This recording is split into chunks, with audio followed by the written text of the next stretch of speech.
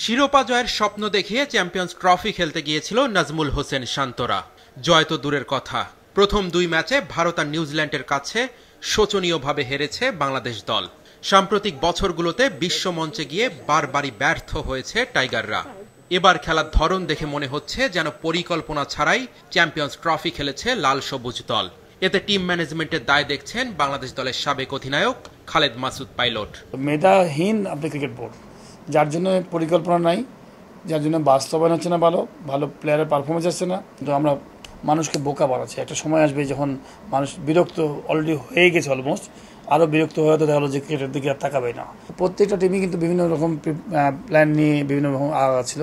শ্রীলঙ্কা বসেছিল, শ্রীলঙ্কাতে চ্যাম্পিয়ন্স ট্রফিতে নাই, ওয়েস্ট ইন্ডিজ নাই, অথবা হয়তো আপনি পাকিস্তান বা ইন্ডিয়া টিম যে এই টিমগুলোকে ডেকে নিয়ে এসে বাংলাদেশে 3টা 4টা 5টা ওয়ানডে ম্যাচ খেলতেন, তাহলে কিন্তু টিমের ওই রিদমটা প্লেয়ার হয়তো পেয়ে যেত। মুশফিকুর রহিম আর মাহমুদুল্লাহ রিয়াদরা দীর্ঘদিন ধরে বাংলাদেশ দলে খেললেও বড় কোনো সাফল্য এনে দিতে পারেননি। চ্যাম্পিয়ন্স ট্রফিতে মিস্টার ডিপেন্ডেবল মুশফিক 2 ম্যাচে 2 রান করেছেন। শুধু উইকেট কিপার হিসেবেই খেলেছেন মুশি। অন্যদিকে প্রথম ম্যাচ ইনজুরিতে খেলতে না পারা রিয়াদ দ্বিতীয় ম্যাচে গুরুত্বপূর্ণ সময়ে আউট হয়েছেন মাত্র 4 রান করে। এই 2 সিনিয়র অবসরে না যাওয়ায় নতুনদের সুযোগ তৈরি হচ্ছে না, এমনটাই বলছেন ভারতের সাবেক ক্রিকেটার দীনেশ কার্তিক। দেশ জুড়ে তোলপাড় ওয়ালটন ফ্রিজ কিনে আপনিও হয়ে যেতে পারেন মিলেনিয়ার।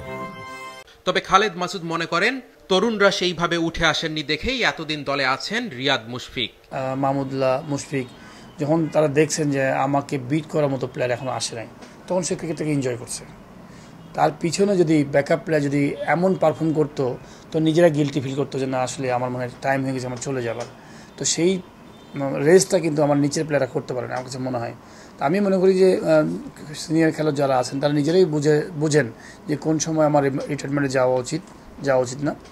তো আমি একদম ঢালাওভাবে প্লেয়ারদের আমি দোষ দেবো না, কিন্তু কিছুটা হয়তো প্লেয়ারদেরও ল্যাকিংস আছে, নিজেদের পারফরমেন্স ওখানে তুলে ধরতে পারছে না। টিম লাইক ইন্ডিয়া, এখানে রোহিত শর্মার জায়গায় যে কেউ ক্যাপ্টেন্সি দেন, ইন্ডিয়া টিম এরকমই খেলবে। তার মানে 11 জন প্লেয়ার, তারা সবাই সবার কাজ জানে, কার কি কাজ দায়িত্ব, কে কী করতে হবে, সবাই হাংরি। 27 ফেব্রুয়ারি পাকিস্তানের সাথে আসরের শেষ ম্যাচ খেলতে নামবে বাংলাদেশ। ঘরের মাঠে চাপে থাকবে পাকিস্তান, তাই বাবর আজমদের হারানোর বড় সুযোগ থাকবে শান্তদের, এমনটাই মনে করেন খালেদ মাসুদ।